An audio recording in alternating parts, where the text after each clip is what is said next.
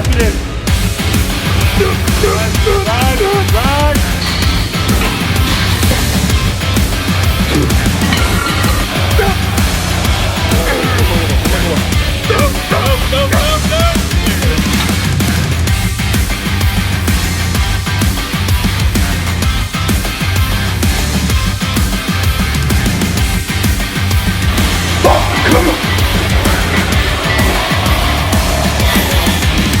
Go.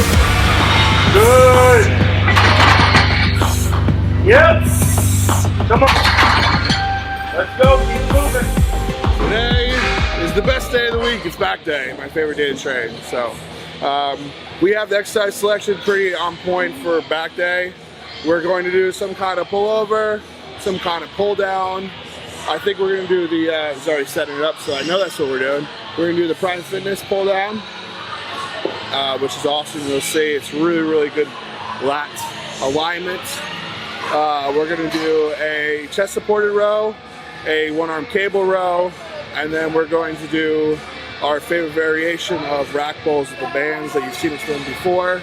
So that's the workout for today. I don't even need to talk to them. I already know that's what we're going to do. So it's going to be a good day.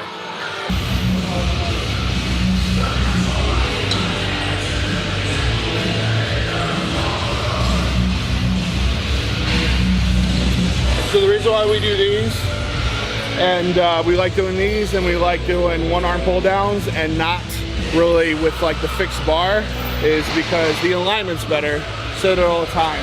But you can even come over here and you see like the way that he's actually, the pulley is going and the way that he's positioned with the bench and everything's in alignment. And because the handles, they're not fixed, he can pull in the correct alignment that's better for his structure because he's a little bit bigger of a guy. So he can concentrate on driving his elbows down, turning his hands in and doing like a neutral to supinated grip, and really firing his lats correctly instead of just like using a fixed bar where, you know, you're subject to the structure of the bar and your structure, and once you got a little bit bigger, you need to either be doing stuff one arm or something that kind of like flexes more like this does. The closer you're able to keep your elbow to your body, the more lats involved. So with that in mind, you know, when you think about doing a normal lat pull down, your elbow's about as far away as it can be. It's more of, most of your traditional like lat pull down exercises are more of teres major, minor, upper back musculature. It really takes getting that elbow tucked and really pulling down in front of you to get that lower lat involved optimally. That and then rowing, obviously.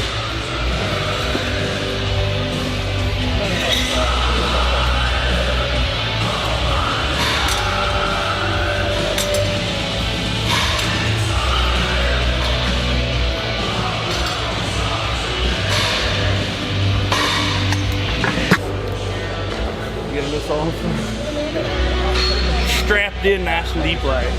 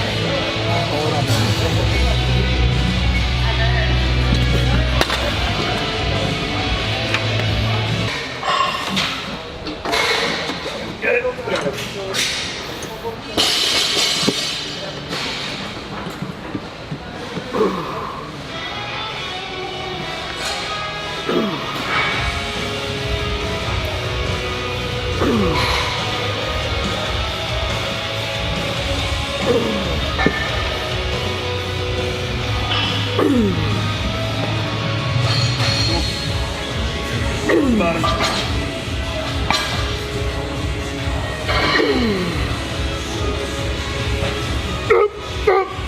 One more good one. Lock it in. Drive.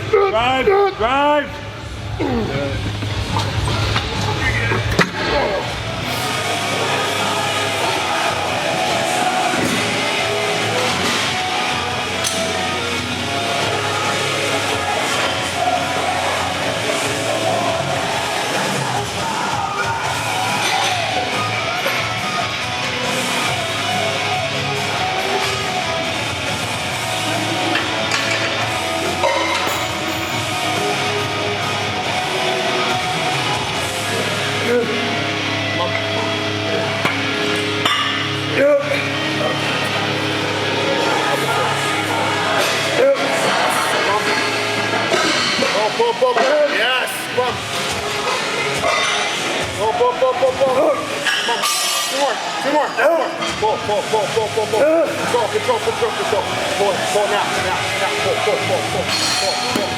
Pull, control. Nice.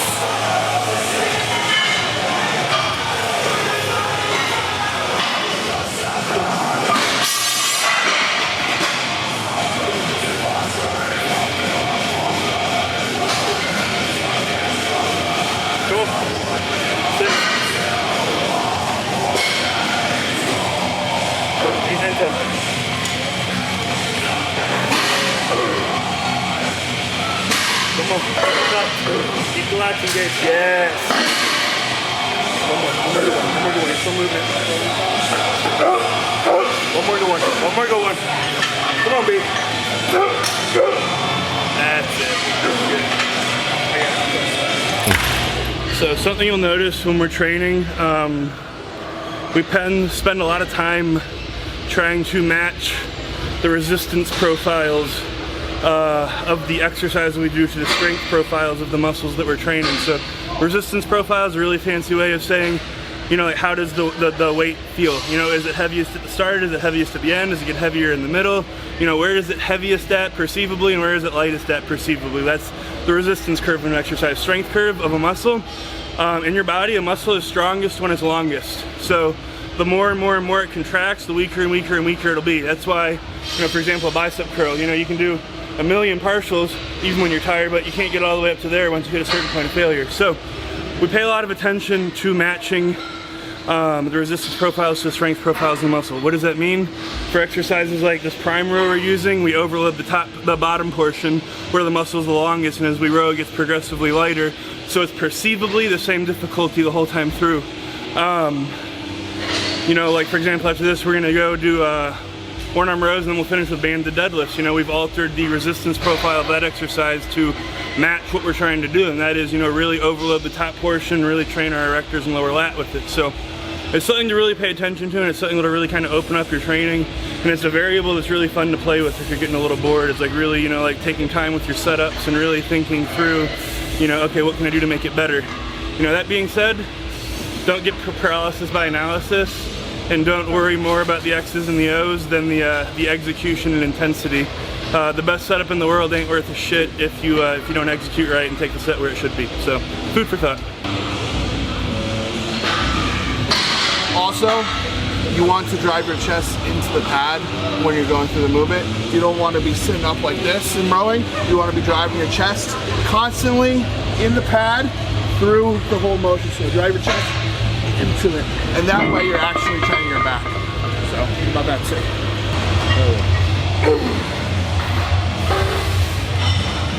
Good. Come on, 5, at least 5.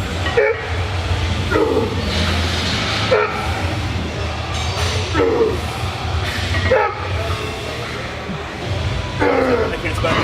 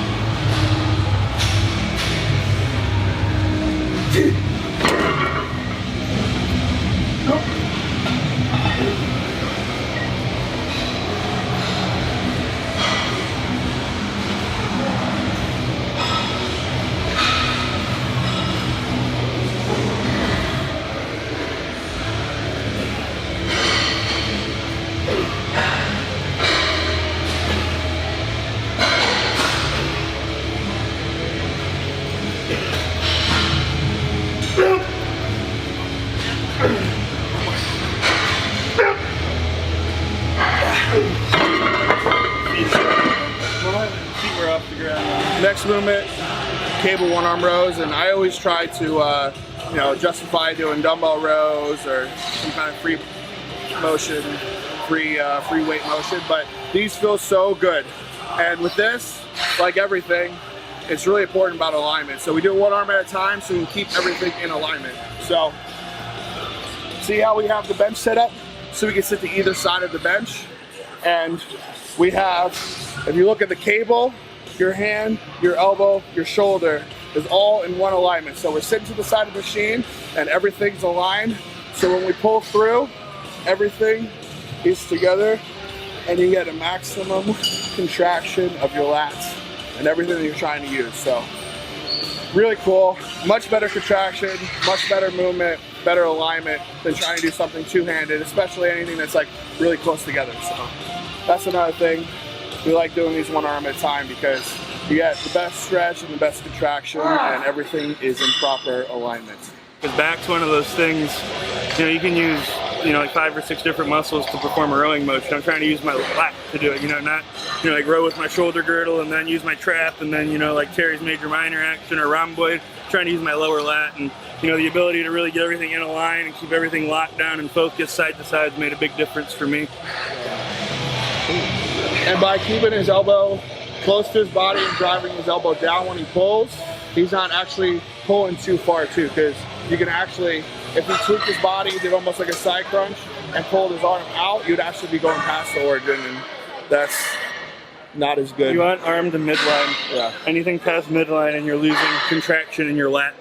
It might feel like you're squeezing harder, but you're squeezing harder with other stuff. Well, it's a technical term, stuff. Other stuff. That sounded better. Mine, yeah.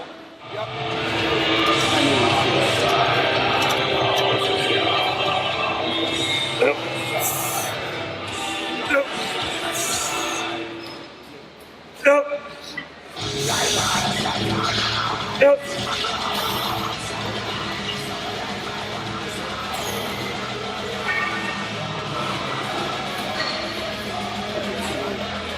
Bump.